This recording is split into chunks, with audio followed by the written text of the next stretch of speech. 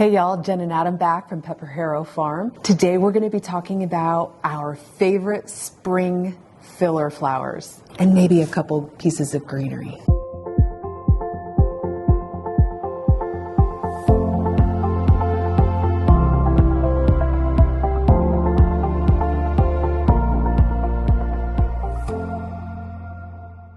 Hey y'all, and today we're going to be talking about our favorite spring fillers and maybe a little pieces of greenery. But first we want to say a big thank you to all of our subscribers.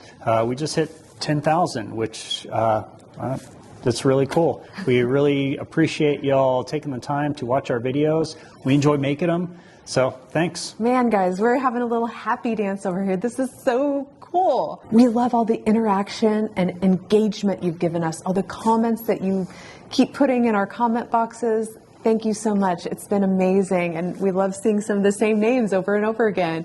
You guys mean a lot to us. And we're definitely excited for the new season to start and to get outside and get you some pictures of what's happening this spring. We have some great content lined up, some things that we want to share with you, the new greenhouse specifically, Yeah, right? we got to give a tour of the new greenhouse. It's pretty much up and running. It's so gorgeous. So yeah, it feels like summertime in there. It's nice. It's 12 degrees Fahrenheit out right now. So it's a nice little oasis in there for sure. It's so cold. The first spring flower we absolutely love to throw in as filler in bouquets is Fritillaria. And it's Fritillaria vulpis? Is that it? I don't know. I don't know the names of hardly any of these. Anyway, it's the little tiny guys. Actually, there's two different varieties, Ulva vulpis. Anyway, we'll show you both examples of the Fritillaria we love to include into early spring bouquets. It's absolutely perfect. It really adds a lot of interest into a bouquet because the Fritillaria is very delicate and very unique looking too. Yeah, it's a unique looking flower. Yeah, especially the burgundy and white checked one. That is just so cool. Everyone exclaims about how interesting it is, and now that we're kind of in year 3 with it, it's getting some really nice tall long stems, which is really cool to see too. To me, the polka dotty burgundy petals look like dinosaur skin to me. Ew, gross. I don't know. Okay. Yeah. The next one we'll mention is stock. Stock is probably one of my favorites. It is a smell that brings me back to my childhood. If any of you are old enough to, I don't know if they still make scratch and sniff stickers, but the flower scratch and sniff sticker used to smell like stock. So it's very nostalgic for me. So I definitely love stock. It's fragrant and beautiful and perfect. And it comes in beautiful pastel-y kind of spring colors that really match the season.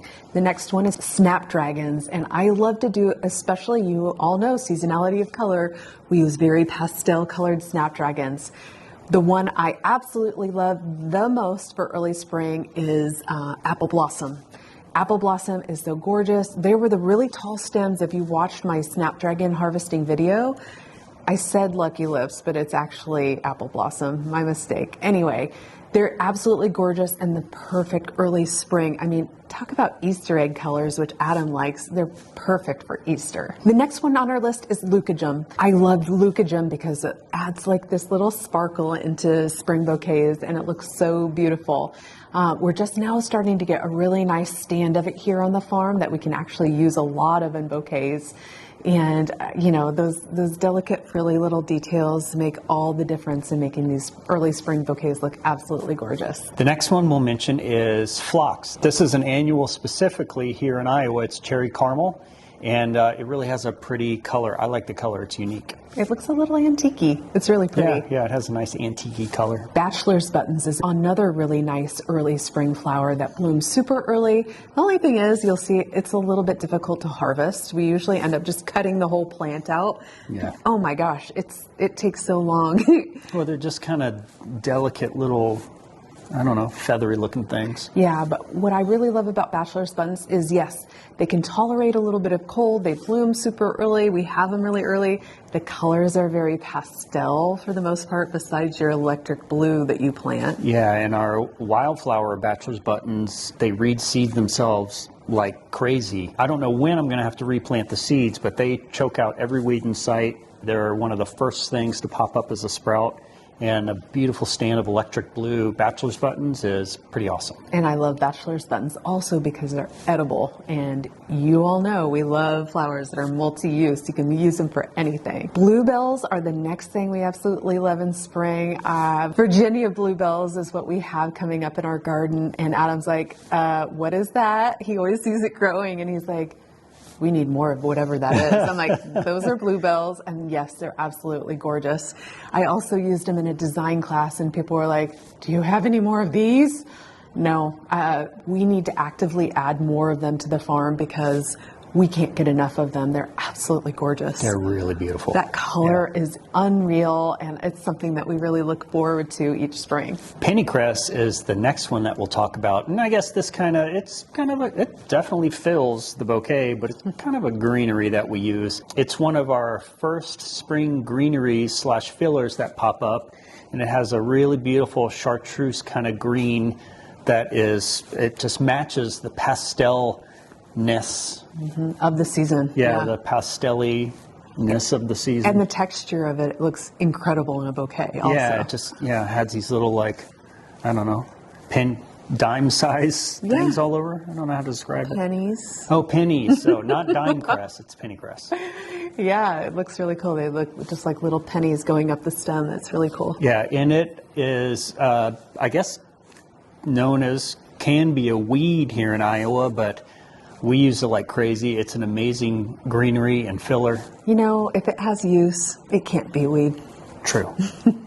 And we also cut it like crazy to dry. It dries really well and turns into a kind of a yellowy color. Like a nice neutral color that looks great in anything, especially for autumn wreaths though. So again, multi-use, we love it. And it's a dry that holds up really well once dried. The next one is another favorite of mine, but this is my absolute favorite greenery to use in bouquets ever, and it's apple mint. It just has kind of a fuzzy leaf, and the smell is minty. And we love incorporating herbs into our bouquets and flower work. A lot of people think that mint is very aggressive growing, and for us in particular, we're happy about that because we need it. We need it all. So we take that as a challenge. Our mint is under control because we cut it like crazy. But yes. Mint forever. Our mint usually starts growing very early. It's ready to cut by May. Absolutely perfect to include those in early spring bouquets. Yeah, it's just in time for like ranunculus and anemone. And it goes so great. You all know we constantly need greenery here, so that's one of the ones we heavily pull in. And I like it that it has that fragrance, so that if we do include it with ranunculus and anemone that don't have any smell, it's nice to have that fragrance from the apple mint to offset that lack of fragrance. Yeah, and it's a perennial. It's something that we don't have to replant every year, which is awesome. I love perennials for that reason. Snowball viburnum is also one of these spring filler flowers that we absolutely find invaluable. We use them in every single bouquet. Adam every season's like, we need more of this stuff. I don't know, how many bushes do we have now on the farm? Not 10? enough. Yeah, we don't have enough. I've been saying for years that we need 4 or 5 rows of Snowball viburnum. Because no, wait. When I first showed up with Snowball viburnum, he was like, you're spending more money? I'm always a skeptic. He is a skeptic. Until he sees the value. We won him over eventually, but man. Yeah, Jen always ends up being right. But Snowball viburnum is awesome in the early stage of the bloom. It holds up a lot better than when it's kind of fully bloomed out. It gets white, and the white is beautiful, but the bloom can get kind of heavy. So we like it really early on while it's still green. The green bloom holds up really well in bouquet work. Yeah, it's like acts as a filler and as greenery in a bouquet, actually. Yeah, we use the greenery as well. Yep, it's perfect. The last thing we want to leave you with for early spring filler flowers is flowering branches. Don't discount flowering branches. We planted a bunch of flowering quince back in a row in our woody perennial section. Now we have all these flowering quince branches to cut. And it's so nice to have those to be able to use in these early spring bouquets. So we've also been actively adding flowering trees that don't actually produce fruit, but I think of like that thundercloud plum tree in the back. Yeah, the crabapple. Oh my gosh, we love including all of those things in early spring bouquets that are the perfect accent and filler to complete a bouquet. It's hard to hold together and make bouquets in these early seasons, but this is a really great list to help get you going and give you some ideas about what you can do to throw together to help make some of your early spring bouquets. We did not focus on focals and we didn't really talk about a ton of the greenery, but this is some of the fillers that will help make those bouquets look a little bit more pulled together. Yeah, and this is kind of our critical list that we kind of rely on heavily in the spring. And don't forget, with your flowering branches like crabapple and the plum that Jen mentions, you want to get them before they bloom out. So as they're right before they open up. So a lot of spring flowers, you want to get them right before they open up, and it's kind of the same with the spring branches as well. Yeah, and I guess maybe I should have said willow with that as well, with the little, are they catkins? Catkins, yeah. With the little catkins that come out and end up blooming out, those are also a good one. So good point. Yeah. And again, you want to do those before they completely burst out and open up, right? I hope you guys all enjoyed the list of filler flowers that we provided for spring bouquets. We hope it inspires you to make up some of your own spring bouquets and to come up with some great recipes. And honestly, it's just to hold it together until you really get to the juiciness of the height of your growing season when you have all the things.